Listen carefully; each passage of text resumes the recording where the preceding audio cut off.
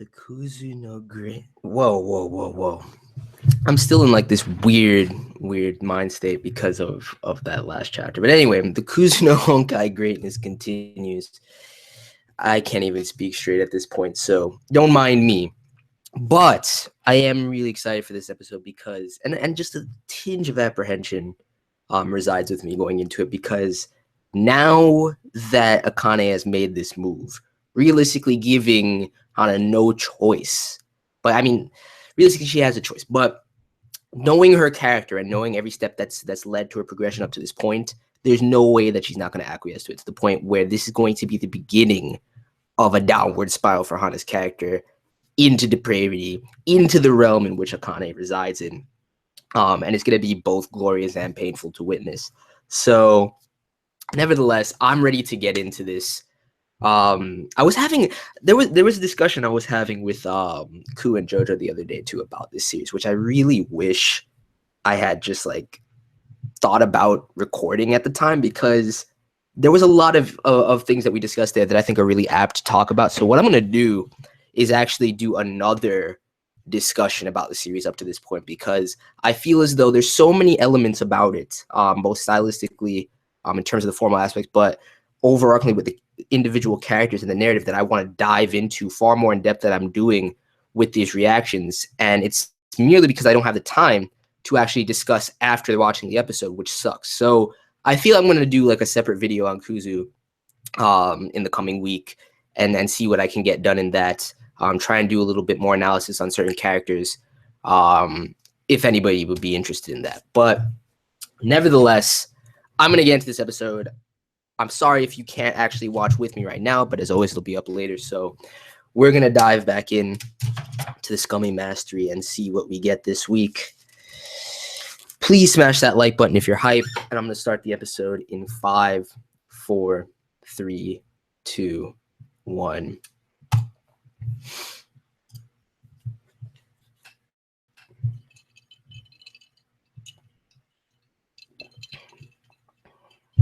Oh, you want to go back and show me some of this, don't you? You want to show me Kanai Sensei getting in there.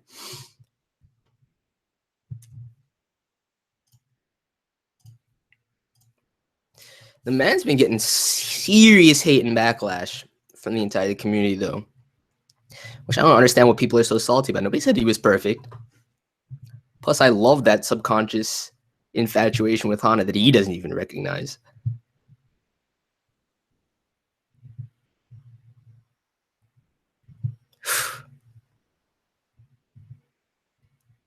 that gut blow, dude. That's just sinister, but that's why I love her so much. A person who can readily do what I can. See, that's such a dangerous perspective.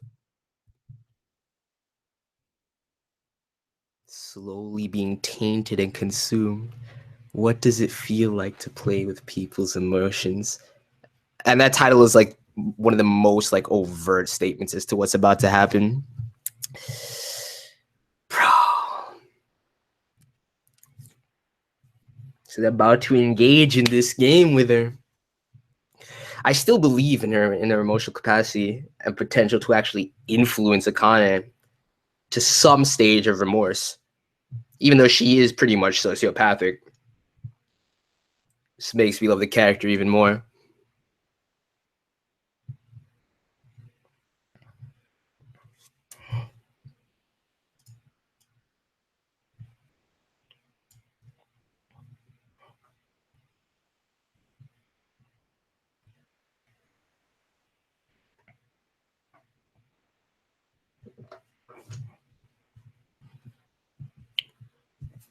I swear to you, if we don't get any Mocha in this episode, I'm resigning myself to her being a plot device by the end of this to kind of destabilize things late game, because it's fucked. I feel like she's just gonna snap. And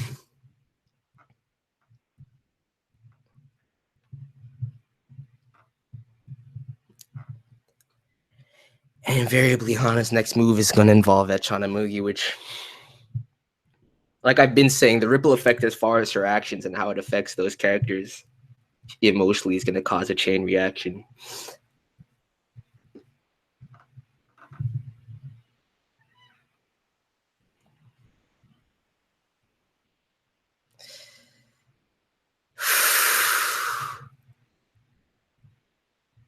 Damn, that was a great cut. There's no need to actually engage at that level, Hana. That corruption is gonna hurt everyone around you and you yourself more than you even realize.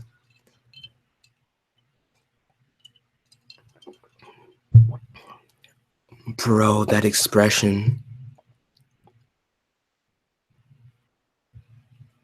I want to beat her.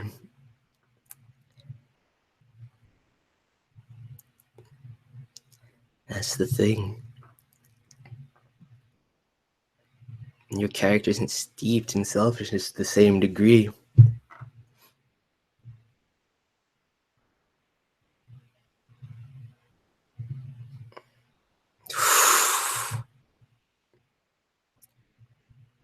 Dude, Masura, with this track, the discord that it brings, the anxiety that it produces. I know I'm being self-righteous. I wouldn't even characterize it that way entirely, though. And ultimately, that tendency, that propensity to actually go down that route is something that I can't truly falter for. Don't toy with my boy, though.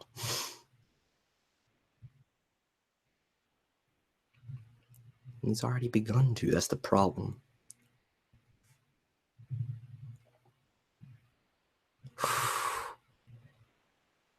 That fade and having the panels kind of slowly distance themselves from one another.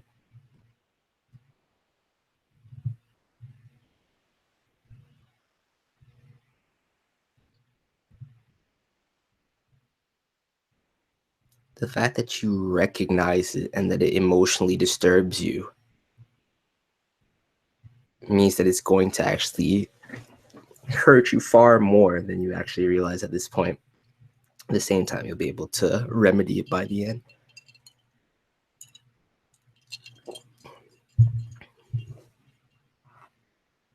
Damn! Headshot. I can't do this with her anymore.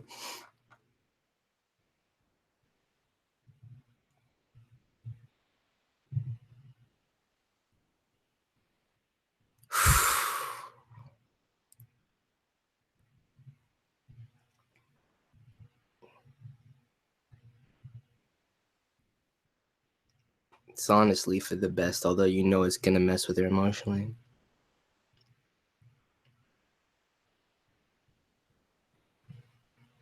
Damn.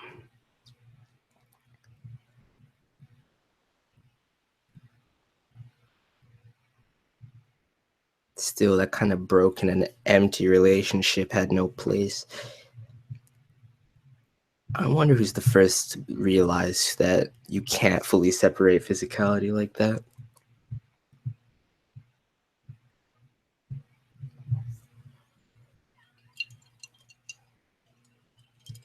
No one is best girl, and what are you talking about? There's Akane and Echan are fucking amazing. Yo, that possessive drive though. At least she was placated by the dynamic that had been established. At this point, I feel like as long as she doesn't do anything drastic.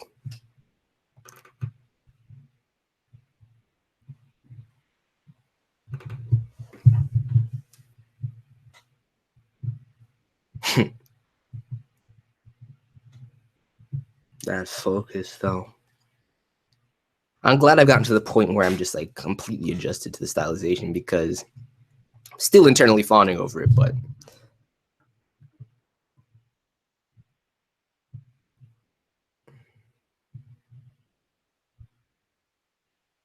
see that next move.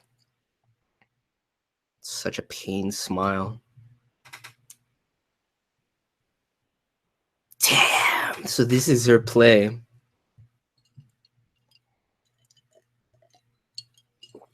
John. It's brazen.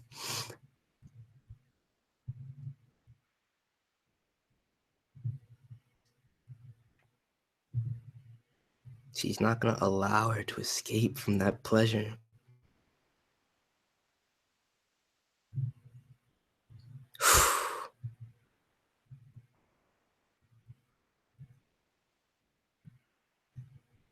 There's no reason for you to take that upon yourself 100%.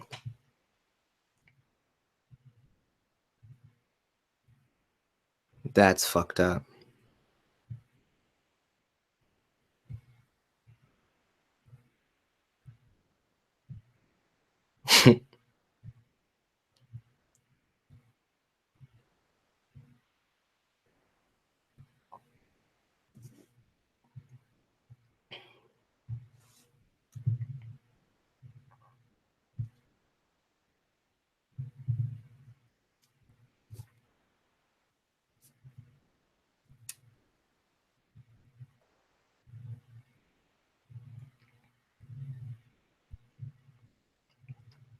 The answer to the question is not something that she's prepared to give right now.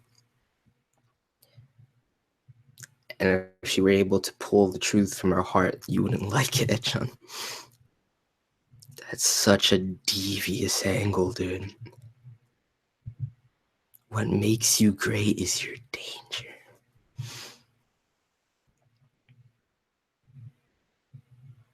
I think you're far too focused. That's the thing. Watch you filled with darkness, and no matter how corrupted or hurt you become, she's still gonna treasure that.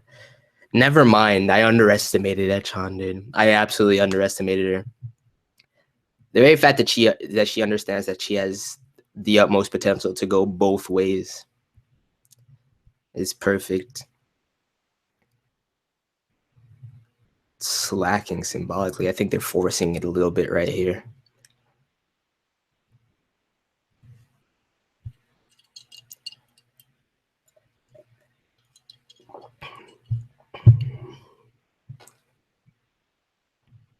Of course.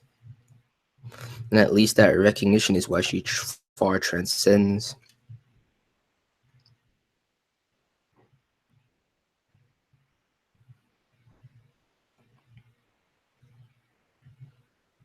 That's too base to actually. Nah, you're making it far too trivial, Hana.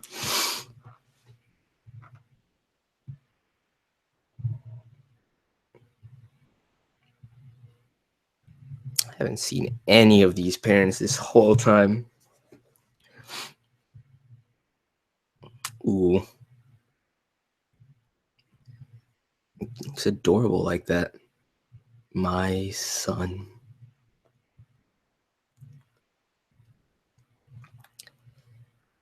This is going to be interesting.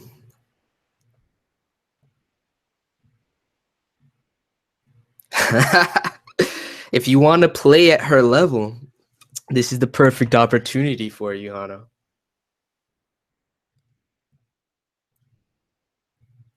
Oh, god damn it.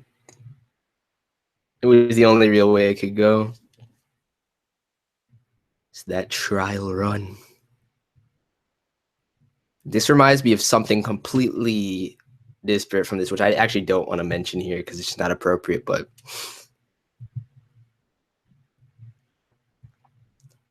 even though they're forcing that symbolism, that visual symbolism with the door, I still quite like it.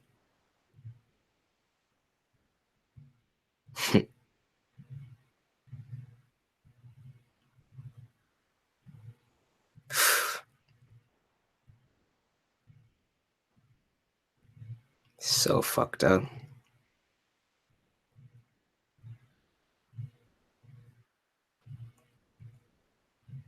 Dude, this track makes the whole situation feel far more light and aloof than it truly is.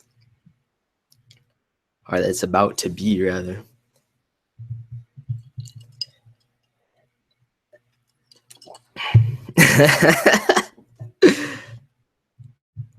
That awkward tension too. You're not ready for this, huh?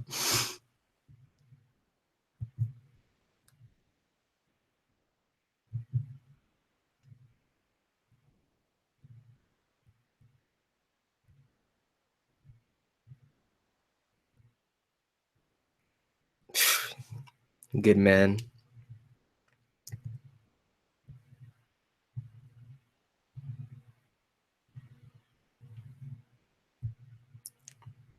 The very fact that you can't comprehend this means you shouldn't be engaging in this activity.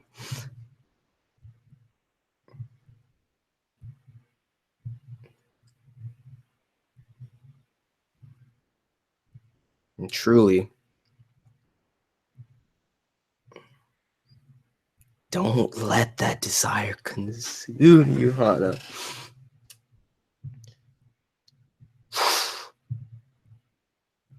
Oh, that's a fucked up move.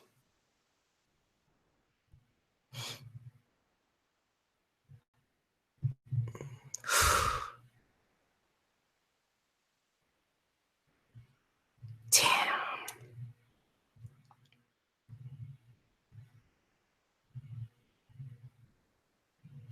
That's the thing, too. The elation that you'll actually find in this is going to be devastating. It's going to become like a drug tour, and it's exactly the progression that Akane desires. I wonder what's going to take to jolt that back. Oh, that line is heavy. Every time I'm touched, I realize how empty I am inside.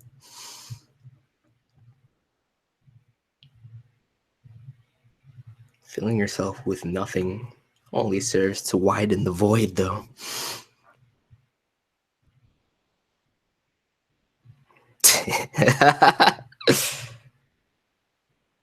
Brilliant perspective.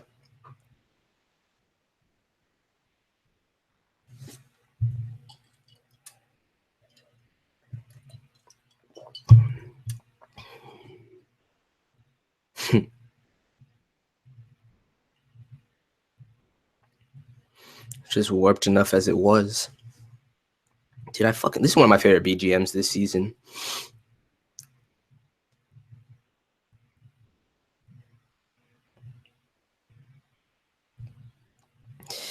If only that realization was rooted in something more positive.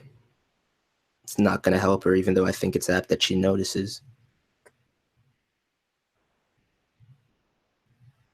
God damn, she's got innate talent, though.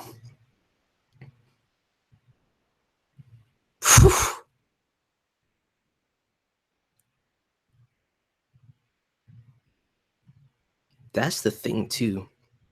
This man is weathered and experienced. If she's able to actually string him along. Damn. It's a beautiful palette. I love that. I need to save all of those shots of Akane.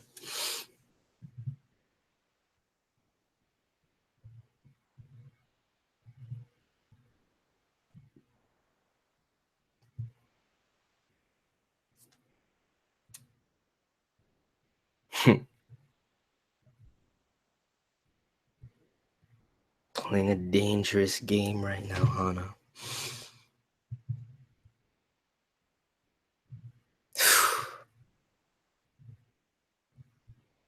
Damn.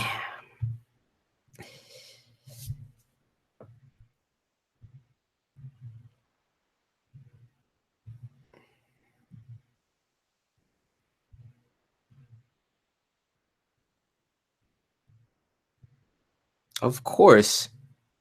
Because that's who she loves above all else. The fact that that you feel as though you're worthless. The same lack of self-confidence and self-worth that Mugi actually has. You know, she said it herself. And it's not going to be easy on you unless you truly believe it. Even if you force yourself to don that facade. Look at that. It's spilling over. You can't even contain it.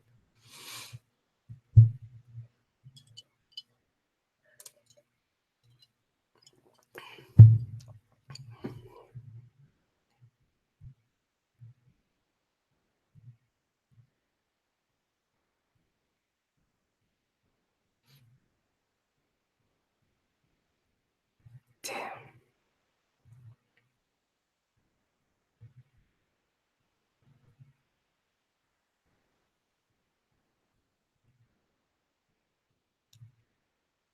Such is life.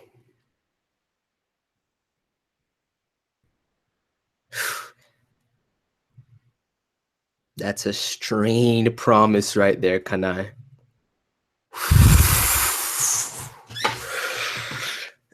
Yo. This series is about to have some of the most intriguing developments overarchingly in the coming episodes.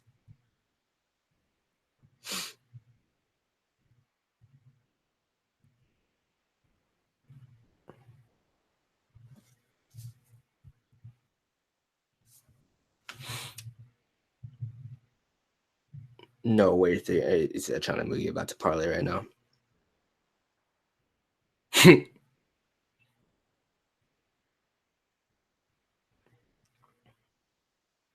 Too vain, chum.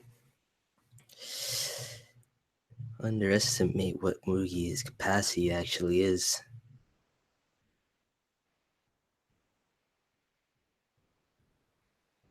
Yo, that's far too naive, Mugi, my boy. Dude, I want this for my son. It's gonna pain me. I'll just have to leave another one. The next scar to be planted, both in reality and metaphorically speaking. Fuck, man. See, this is how I felt from the beginning. I'm far too worried about my boy Mookie because he's the one that I relate to more than anything. Kuzu Honkai, dude. I'm gonna have to use that one.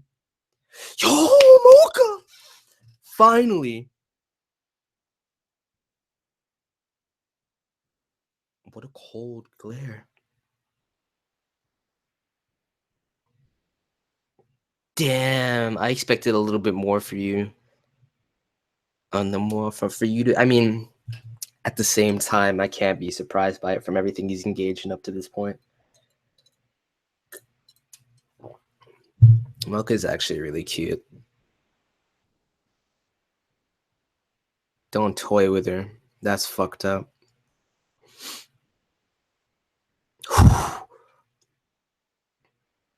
That's real. That's a great shot. Symbolically crushing that fantasy.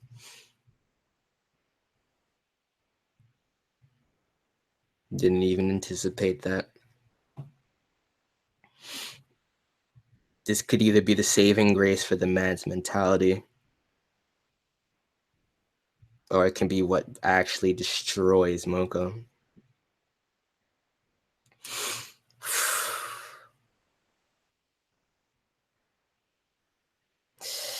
So much in this episode, dude. I really want to delve into it full force, scene by scene. We're going to do this later. We're going to go back to exactly what I wanted to do at the beginning of this series. But first, I got to bask in the Sayuri greatness. God damn. I'm going to be thinking about this for the rest of the day.